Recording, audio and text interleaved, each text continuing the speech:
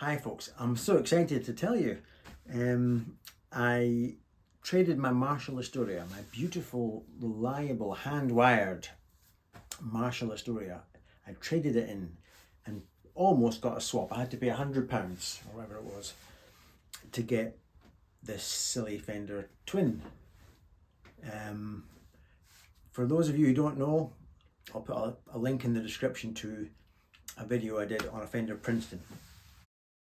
Like everybody, I'm going through a journey with amplifiers, and I've had them all. I've had Mesa Boogies and Fenders and Marshalls. I've had a Marshall, half Marshall stack. I've had various things. I've had Vox AC30, and over the years I've decided I'm a Fender sounding guy. A 6L6 or a 6V6, that's where I'm at with my sounds, and I'm growing more and more into that and cleaner playing. Long story short, I bought a Fender Princeton some years ago, and it was a box of crap. Not the sound, never the sound. The sound's always great, but it wasn't working.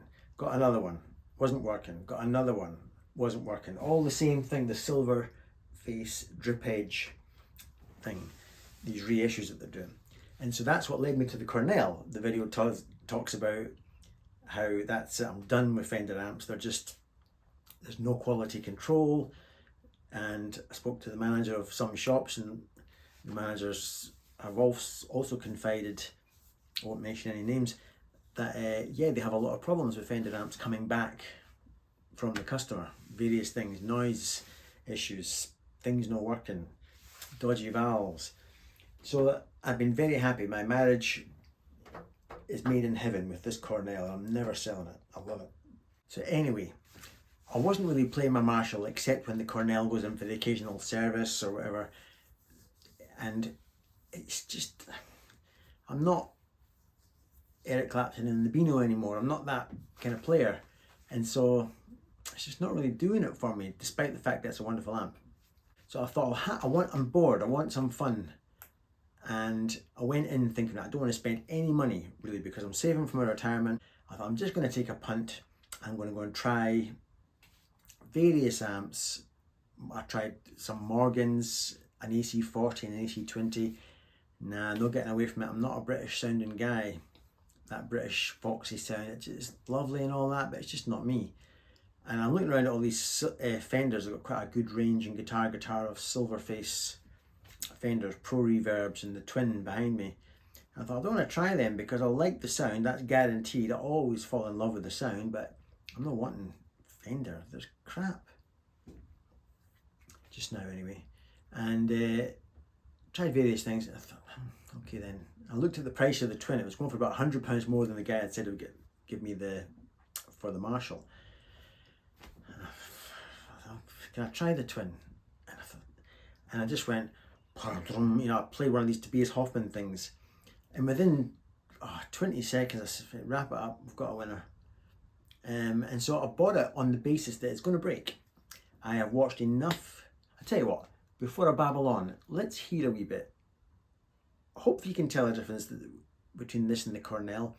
In the room, maybe not, but in the room, the guitars and everything on the house rattles when this comes on. It's like an earthquake. It's so big and so powerful. I'm quite intimidated by it. You might even see from my playing, I'm a bit intimidated. It's so stiff because there's so much headroom. There's no way I'm getting any crunch out of that. It's so stiff and so unforgiving. But on the flip side, it's got this beautiful authority with the twin speakers. It's just wonderful. It's a box of crap. I'll tell you about that in a minute. But before it breaks, let's hear a wee thing on the Telecaster.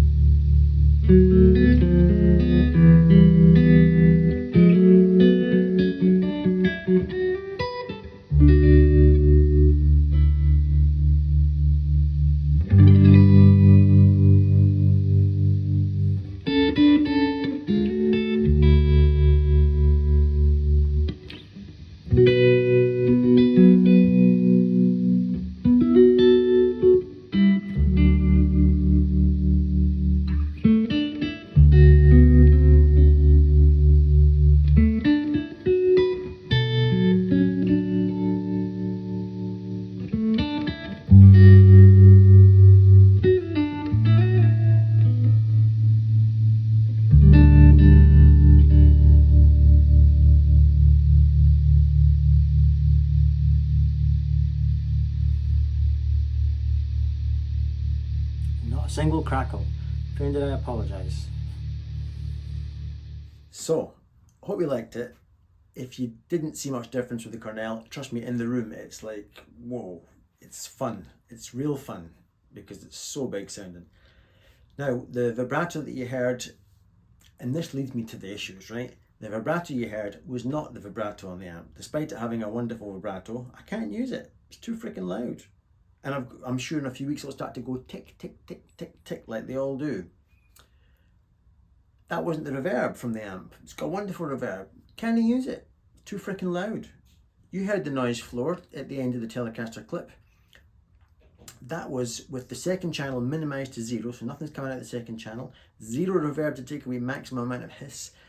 0 on the intensity in the vibrato, whatever it is, channel. And it was still as loud as that, this background hiss, this noise floor. So I'm going to take you off the stand now. I'm going to show you a bit of the amp, and here's what I plan to maybe get the guitar tech to do for me. I don't know if you can even do this. Right, so as we speak, the amp is on standby. Love the little blue jewel light, gorgeous. This over here is the basement stack. I've tried it, it has its delights, but it's not as wonderful as the traditional Fender twin channel. I don't even know if this is possible, but I'm wondering if the tech could disconnect the basement bit and just leave me with the Fender twin bit. And while we're at it, could you disconnect this nonsense? It's a shame because it's Fender are renowned for having wonderful reverb and vibrato, but it's too freaking noisy. I wonder if cutting that out would take away the valve count. The reason I'm in number 2, by the way, is the amp is so loud. As always with most amps, the second channel is sort of an attenuated channel, so I'm in the lower output. Now listen to this noise. First I'm going to put the amp on and you'll hear a thump and an initial little bit of a crackle. That's fine. Now listen to the noise now when I turn up. Now remember, I'll put some noise, some volume on the amp. So there's number 3, which is about as loud as you want to go in your bedroom. Hear that hiss. I can live with that. It's certainly way more than the Cornell or that Emprese amp I tried. Now watch this noise increase now. So a noticeable increase of noise with intensity. What about the speed? Nothing at all. Watch the reverb noise. That's at number 1. I mean, gee whiz, man. That's number 6. That's the amount of reverb you would want. That's unacceptable. Let's turn all that back off. So, oh, and by the way, that fan you can see in the background hiding beside the Stratocaster, this is the real noise, because you have to have that running, which takes away some crackling sounds that will appear in about 5 minutes.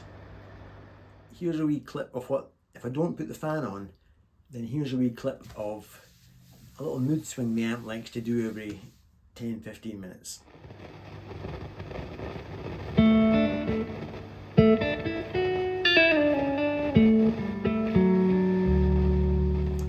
Lovely, eh?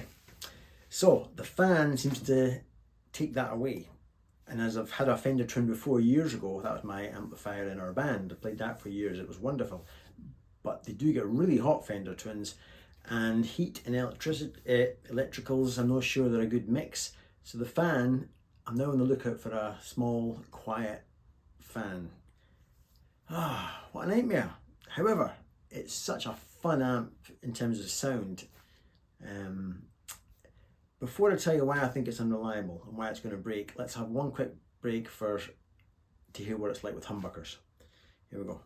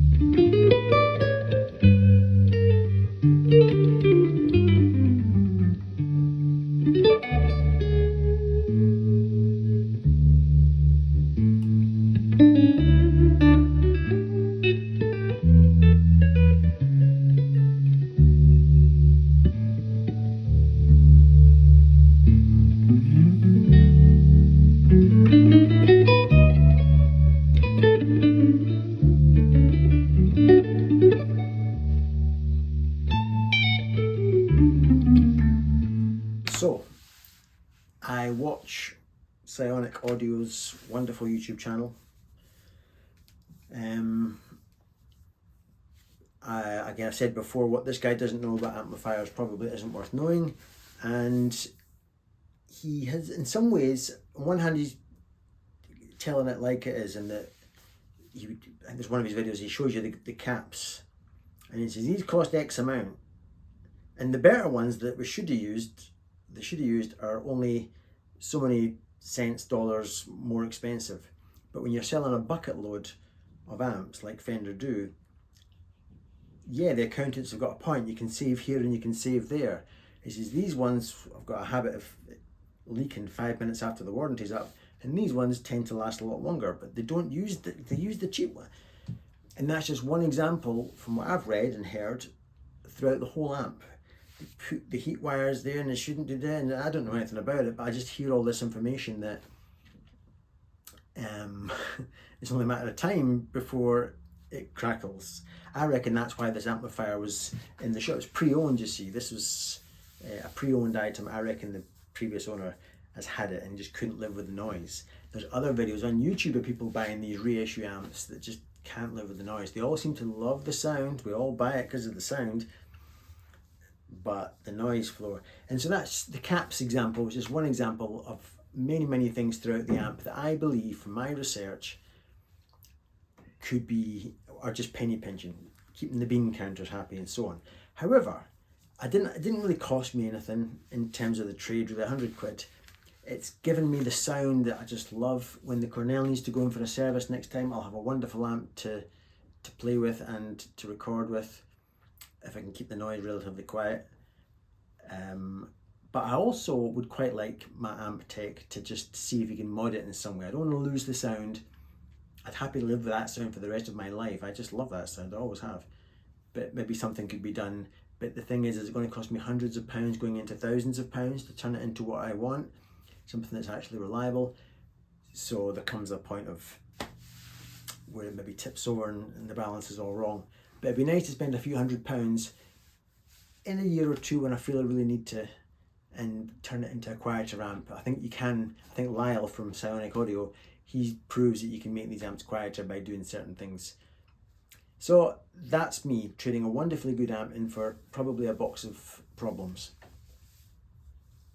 But that's fine. It's only my spare amp. It'll be fine. So kids, if you want to buy a Fender amplifier, if you can afford it, I'd go hand wired. If not, prepare yourself for some background noise and problems. Right, I've overstayed my welcome. I'm going to go and get a cup of coffee now, and I'll see you on the next vid. Thanks very much for watching. Bye for now.